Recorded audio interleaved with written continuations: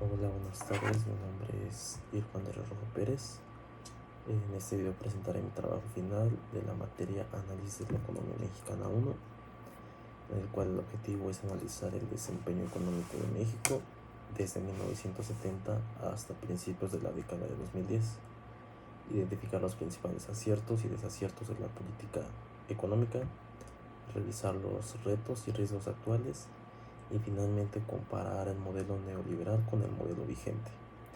Este recorrido nos permitirá entender cómo las decisiones económicas han marcado el rumbo del país y cuáles son los desafíos que aún persisten.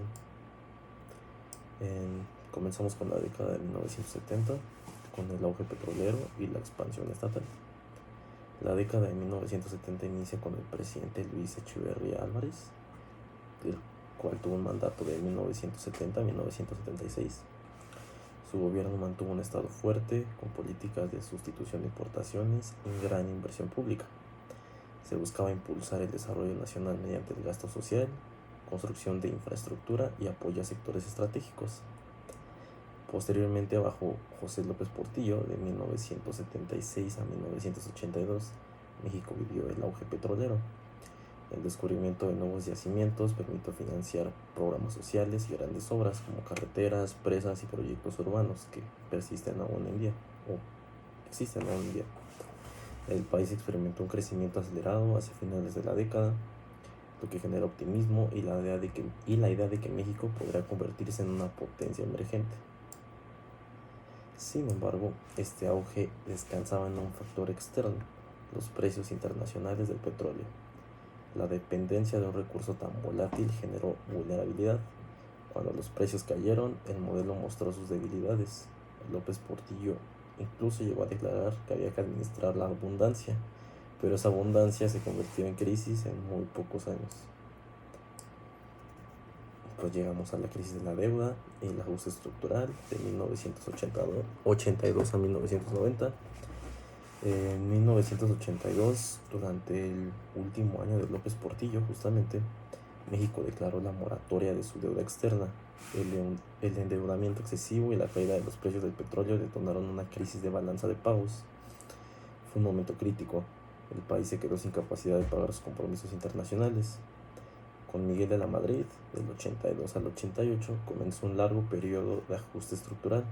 Se redujo el gasto público, se impuso la liberación comercial, se inició la privatización de empresas estatales.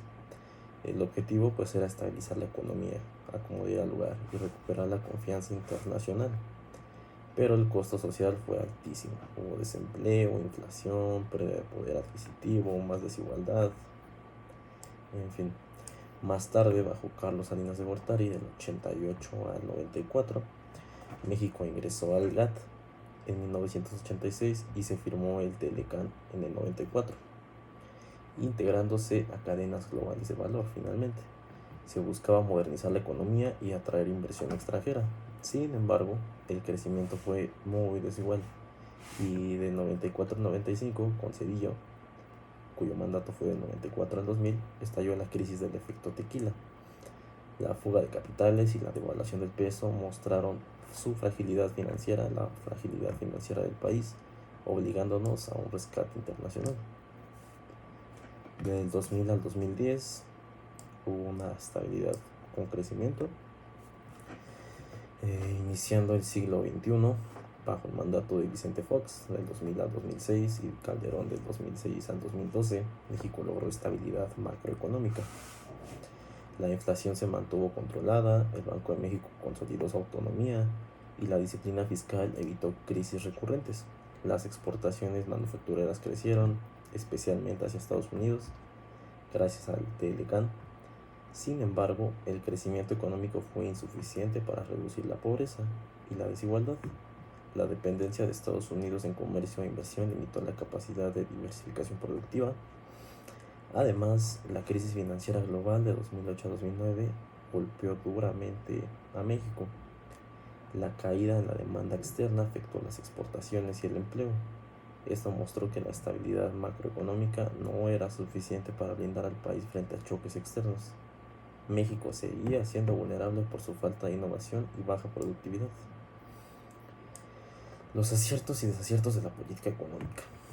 Entre los principales aciertos de este periodo podemos mencionar la autonomía del Banco de México en el 94, que permitió controlar la inflación y darle credibilidad a la política monetaria, la apertura comercial, la firma de Telecán, que a un día de hoy sigue beneficiando al país. Esto integró a México en las cadenas globales de valor y consolidó las exportaciones manufactureras.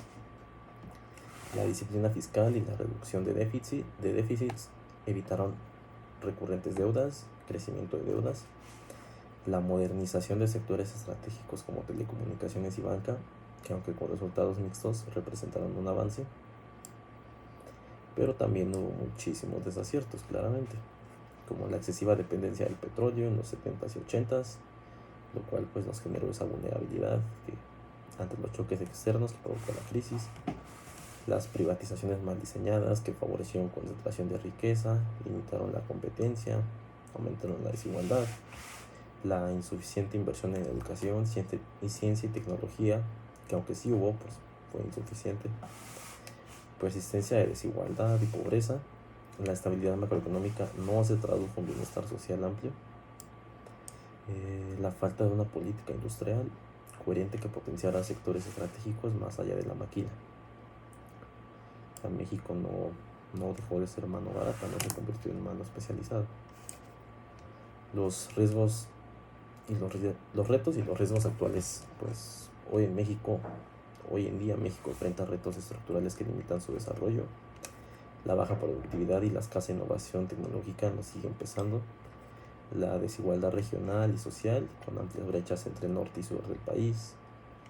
La informalidad laboral, que limita la recaudación fiscal y la seguridad social.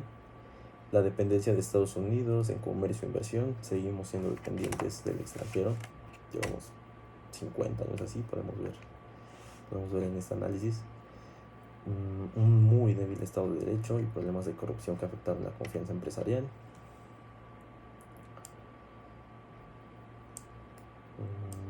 Los riesgos son igualmente importantes.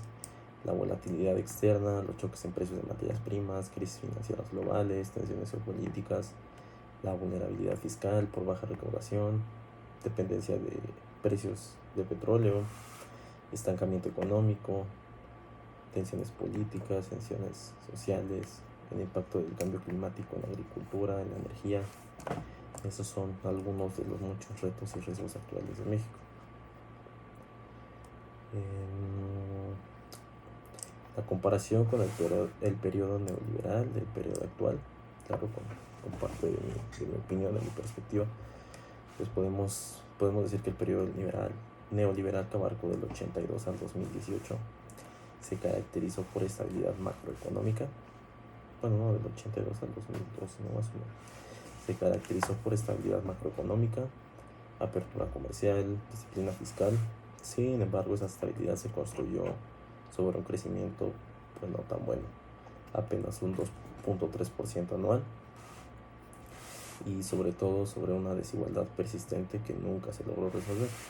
Fue un modelo que privilegió la confianza de los mercados internacionales y la atracción de inversión extranjera, pero sacrificó desarrollo social y dejó amplias regiones del país en el rezago. El modelo actual, iniciado en 2018 con Andrés Manuel López Obrador y continuado por Claudia Sheinbaum, se presentó como una alternativa al neoliberalismo, con un Estado más activo, políticas sociales expansivas y aumento al salario mínimo.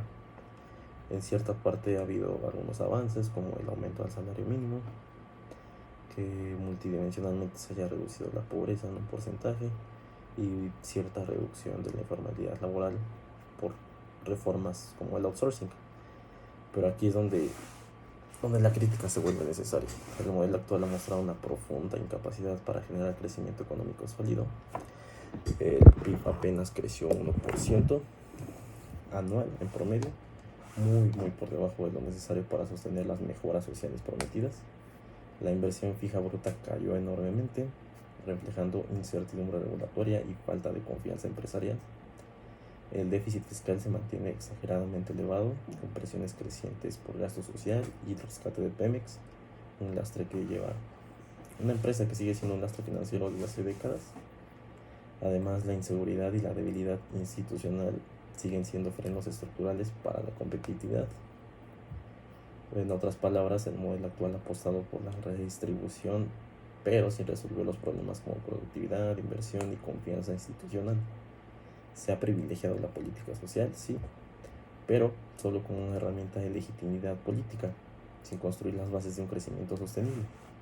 Esto genera un riesgo, que los avances sociales sean insostenibles. Las becas en algún momento se van a dejar de poder dar porque no va a haber de dónde darlas, ¿no? No se va a poder financiar con este déficit y con este aparato productivo tan debilitado. Pues la crítica es clara, ¿no?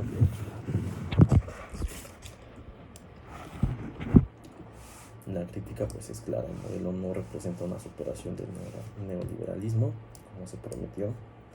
No hay solo hubo un cambio de énfasis, pasamos de un neoliberalismo que ofrecía estabilidad sin justicia social a un modelo que ofrece redistribución pero sin crecimiento. Ambos comparten el mismo problema estructural, la incapacidad de generar un desarrollo sostenido y diversificado. Y mientras no se corrijan los déficits de inversión, productividad, confianza institucional y seguridad, México seguirá atrapando en este círculo de promesas sociales que no lograrán consolidarse en un bienestar duradero. Bueno, pues esta ha sido la presentación de mi trabajo final. Le agradezco su tiempo, profesora. Muchas gracias por este curso, por este periodo, por este semestre.